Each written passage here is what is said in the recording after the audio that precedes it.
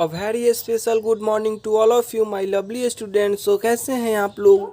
I hope आप लोग अच्छे होंगे और आप लोगों की पढ़ाई ज़ोर शोर से चल रही होगी, ठीक है, क्योंकि फॉर्म निकल चुका है और आप लोग भर भी दिए होंगे। ओके, तो आज की सेशन में हम बायो से कुछ मिसलेनियस क्वेश्चन को सॉल्व करेंगे जो कि आपके सीरीज से लिया गया है क्वेश्चन। ओके, उसकी पॉसिबिलिटी बनती है आपके पेपर में आने की, तो आप लोग प्लीज़ अच्छे से पढ़ोगे और वीडियो को अच्छे से देखोगे, ठीक है। तो स्टार्ट करते हैं आज की सेशन की। तो क्लास को स्टार्ट करने से पहले एक छोटी सी रिक्वेस्ट करना चाहूँगा। यदि आप लोग हमारे चैनल पे नए हो, पहली बार हो, तो इस चैनल को सब्सक्राइब कर लीजिए और बेल आइकन को हिट कीजिए। चलिए आज की क्लास को स्टार्ट करते हैं फर्स्ट क्वेश्चन से, ठीक है। तो आज के सेशन का फर्स्ट क्वेश्चन क्या है उसे रीड करते हैं। स्वादिष्ट भोजन देखकर मुंह में पानी आ जाता है, यह है हार्मोन संबंधी प्रतिक्रिया की, या फिर स्नायु संबंधी प्रतिक्रिया की, या फिर दृष्टि संबंधी प्रतिक्रिया की, या फिर सूंघने संबंधी प्रतिक्रिया की। अगर सामने में आपके भोजन रखा जाए, जैसे कि सामने में भोजन रखा जाता है, तो उस भोजन को देखकर जब कोई भी भोजन नहीं, मैं स्वादिष्ट भोजन की बात करूँ, स्वादिष्ट भोजन की रखा गया हो तो आपको क्या मुंह में पानी आ जाता है तुरंत, ठीक है, उसे देख कर ही। क्यों?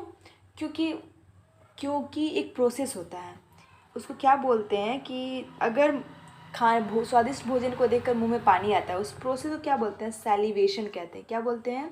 सैलिवेशन कहते हैं, ठीक है। तो उस समय क्या होता है कि आपका सैलिवरी ग्लैंड जो है ना वो एक्टिव हो जाता है और सैलिवा रिलीज कर देता है, ठीक है। वो आपके मुंह में आ जाता है कि जल्दी से तुम स्वादिष्ट भोजन खाओ और वो सैलिवा में मिक्स होकर ईजिली पेट में चला जाए, ठीक है। तो ये तो सैलिवरी ग्लैंड अपना काम कर लेता है, लेकिन ये इन्फॉर्मेशन देता कौन है, ये प्रतिक्रिया दिखाता कौन है? तो जिसको इसको आंसर पता है जल्दी से आप लोग कमेंट बॉक्स में कर दो, और जिसको नहीं पता है उसके लिए हम हैं, ठीक है। तो इसका क्वेश्चन का आंसर क्या होगा? स्नायु संबंधी प्रतिक्रिया, यानी न्यूरोलॉजिकल रिस्पॉन्स है। क्या है? न्यूरोलॉजिकल रिस्पॉन्स है। न्यूरोलॉजिकल रिस्पॉन्स से आप लोग क्या समझ रहे हैं कि जो न्यूरॉन होते हैं, ठीक ना, वो क्या करते हैं? वो इन्फॉर्मेशन पास करते हैं, ठीक है। और देन आफ्टर आपका सैलिवा जो है वो अपना वर्क करने के लिए तत्पर रहता है, ठीक है। तो आई होप इसी के साथ ये क्वेश्चन आप लोगों को समझ में आ गया होगा। तो स्क्रीन पे जो दिख रहा है वो नेक्स्ट क्वेश्चन है। वो क्या बोल रहा है? मानव में पीत का स्राव होता है, यानी bile is secreted in humans. क्या बोल रहा है? Bile is secreted in humans. तो चलो ऑप्शंस में देखते हैं, जिसको उसको आंसर आता है आप लोग प्लीज़ कमेंट बॉक्स में लिख दिया करो, ठीक है। तो क्या जो बाइल सेक्रेट होता है ह्यूमन में वो किस ऑर्गन से होता है? क्या अग्नाशय में होता है, या फिर छोटी आंत में, या फिर ग्रस नली में, या फिर यकृत में? चलो इंग्लिश के ऑप्शंस को रीड करते हैं। In the pancreas, in the small intestine, in the oesophagus and the liver. जल्दी से इसका आंसर करो कि बाइल जो होता है ह्यूमन में वो किस ऑर्गन से सेक्रेट होता है।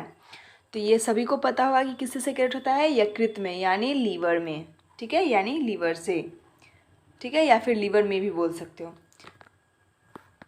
तो इसी के साथ हम अपने अगले क्वेश्चन की तरफ मूव करते हैं। इसमें ज़्यादा कुछ डिस्कशन नहीं है। तो गाइस जो हमारा नेक्स्ट क्वेश्चन है वो क्या है? वो सेम क्वेश्चन को थोड़ा सा टर्न कर दिया गया है, जो सेकंड क्वेश्चन था उसी को, ठीक है। नेक्स्ट क्वेश्चन क्या बोल रहा है? बाइल का स्रोत होता है, बाइल का सोर्स क्या है? तो क्या है? लीवर होगा। स्टोमक से तो सेक्रेट होता नहीं है, लार्ज इंटेस्टाइन में होता नहीं है, और गॉल ब्लैडर में होता नहीं है। तो क्या होता है? लीवर में होता है। क्या होता है? लीवर में होता है, ठीक है। तो इसका स्रोत क्या है? लीवर, ठीक है। और ये स्टोर कहाँ होता है? ये बाइल अगर पूछ ले आपसे कोई कि ये स्टोर कहाँ होता है, ठीक है ना, तो ये कहाँ होता है? गॉल ब्लैडर में। कहाँ होता है बच्चों? गॉल ब्लैडर में, ओके। याद रखना, स्टोर्ड गॉल ब्लैडर में होता है, और रिलीज़ कहाँ से होता है? तो लीवर से, ठीक है। चलो इसी के साथ अपने अगले प्रश्न की तरफ मूव करते हैं। तो इसका आंसर पता चल गया होगा, option B is correct, okay. Next question क्या बोल रहा है? मानव शरीर में निम्न में से किसका हिस्सा आकार है? आकार सबसे बड़ा है, ठीक है। मानव शरीर में निम्न में से किसका आकार सबसे बड़ा है? तो चलो ऑप्शंस की तरफ बढ़ते हैं। थायराइड, यकृत,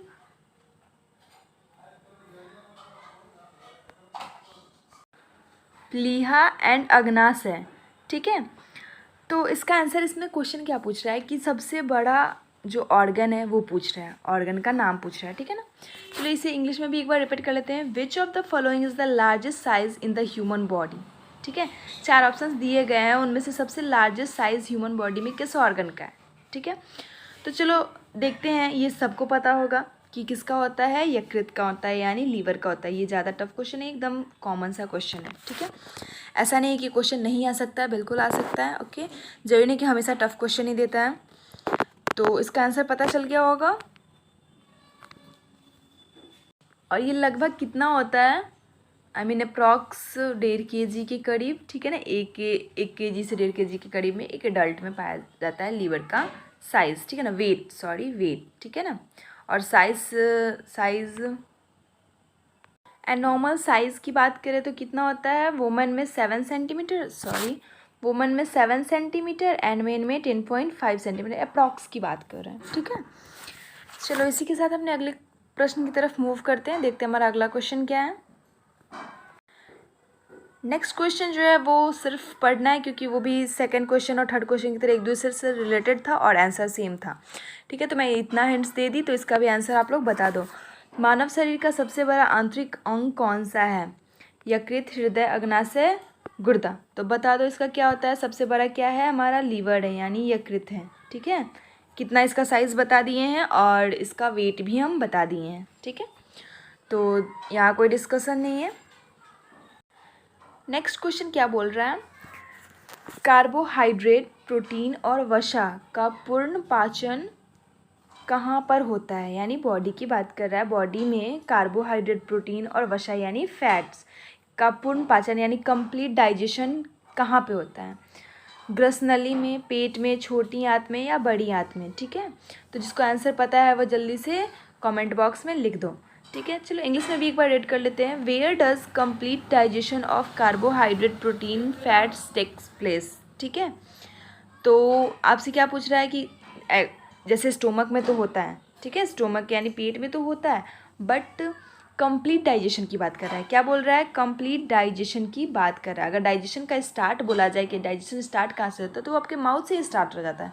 जब आप फूड को डालते हैं और उसको पतले पतले छोटे छोटे टीनी में चेंज करते हो, कन्वर्ट करते हो उसको च्यू करके, चबा कर, तो डाइजेशन आपका वहीं से स्टार्ट हो गया। लेकिन फाइनल यानी कंप्लीट डाइजेशन कहाँ पे एंड होता है, ठीक है, कहाँ पे होता है। तो इसका आंसर जिसको पता है जल्दी से कमेंट बॉक्स में लिख दो।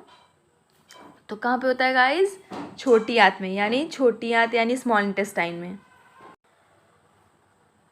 तो गाइस कहाँ होता है कंप्लीट डाइजेशन, छोटी आंत में यानी स्मॉल इंटेस्टाइन में, ठीक है। चलो इसी के साथ हमने अगले प्रश्न की तरफ मूव करते हैं। तो गाइस जो हमारा अगला प्रश्न है वो क्या बोल रहा है, मछली में प्राप्त कॉड लीवर तेल किस विटामिन का समृद्ध है। इस क्वेश्चन को, ये क्वेश्चन रिपीटेड क्वेश्चन है, ठीक है। मैं इसके बारे में बता चुकी हूँ, कुछ इंपॉर्टेंट पॉइंट्स भी बता चुकी हूँ, तो आई होप आप लोगों को याद होगा। तो जिसको उसको याद है वो जल्दी से कमेंट बॉक्स में आंसर का लाइन लगा दो, ठीक है।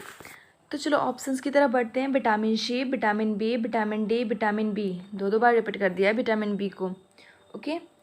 तो जल्दी से इस क्वेश्चन का आंसर करो। Which vitamin is rich in cod liver obtain from fish, ठीक है। तो ये सबको पता होगा और 100% बच्चे का आंसर करेक्ट होगा, ऑप्शन से इज करेक्ट, ठीक है ना। विटामिन डी पाया जाता है, ठीक है, मछली के कॉड लिवर तेल में, ठीक है। चलो इसी के साथ हमने अगले प्रश्न की तरफ मूव करते हैं। तो गाइस जो हमारा नेक्स्ट क्वेश्चन है वो क्या बोल रहा है, विटामिन सी की कमी से कौन सा रोग होता है, यानी विटामिन सी की कमी से कौन सा डिजीज़ होता है, ठीक है।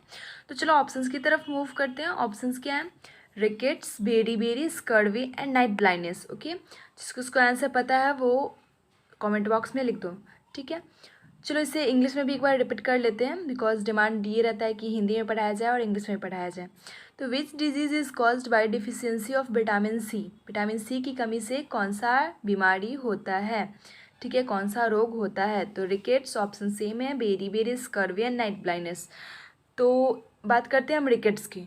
रिकेट्स किसकी कमी से होता है, तो विटामिन डी, जो इंपॉर्टेंट पॉइंट्स है उसे प्लीज़ आप लोग नोट डाउन कर लेना, और कैल्शियम की कमी से, विटामिन डी और कैल्शियम की कमी से। बेरी किसकी कमी से होता है, तो ये आप सभी को पता होगा, थायमीन, और थायमीन को ही क्या बोलते हैं? Vitamin B1। क्या बोलते हैं? थायमीन का कॉमन नेम क्या है? Vitamin B1। ओके, मैंने सारे विटामिन के नाम आप लोगों को याद करवाया था। स्कर्वी किस विटामिन की कमी से होता है? तो विटामिन सी की कमी से। क्या? विटामिन सी की कमी से स्कर्वी होता है, ठीक है। एंड नाइट ब्लाइंडनेस किसकी कमी से होता है? विटामिन ए की कमी से। तो इसका आंसर पता चल गया कि ऑप्शन से इज़ करेक्ट। स्कर्वी जो है वो क्या है? अब विटामिन सी की कमी से होता है, ठीक है। चलो इसी के साथ हम अपने अगले प्रश्न की तरफ मूव करते हैं। नेक्स्ट क्वेश्चन क्या बोल रहा है? प्रोटीन की कमी से निम्न में से कौन सी बीमारी होती है? यानी प्रोटीन की कमी से कौन सी डिजीज़, कौन सा रोग हमें होता है, ठीक है, अगर बॉडी में प्रोटीन की कमी हो जाए तो ऑप्शंस क्या दिया हुआ है? क्वासिकर, रिकेट्स, बेरी और स्कर्वी। तो आप लोग बता सकते हो कि प्रोटीन जब बॉडी में कम हो जाता है तो कौन सा डिजीज़ होता है, ठीक है ना। ये ज़्यादातर बच्चों में होता है, ठीक है। तो क्या होता है? क्वासिकर होता है। क्या होता है? क्वासिकर होता है, ठीक है, जो कि किसकी कमी से होता है? प्रोटीन की कमी से होता है, ठीक है। रिकेट्स किसकी कमी से होता है? ये मैं बता दी हूँ, कैल्शियम बॉडी में कम पड़ जाता है तो क्या होता है? बेरी होता है, सॉरी रिकेट्स होता है। बेरी भी बता चुके हैं, ठीक है। किसकी कमी से होता है? विटामिन B1 की कमी से होता है।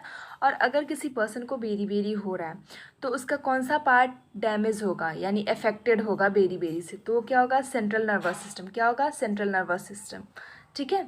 और स्कर्वी का भी पता चली गया कि विटामिन सी की कमी से स्कर्वी होता है, ठीक है। तो आई होप आप लोग को ये क्वेश्चन समझ में आ गया होगा। तो इसका करेक्ट आंसर क्या है? Option A is correct, okay. ठीक है, इसी के साथ हम आज के सेशन को स्टॉप करते हैं और नेक्स्ट क्वेश्चन के साथ मिलते हैं, ठीक है। सॉरी, नेक्स्ट सेशन में कुछ नेक्स्ट क्वेश्चन के साथ मिलते हैं। तब तक के लिए आप लोग मन लगा के पढ़ो। And thank you all of you, thanks a lot.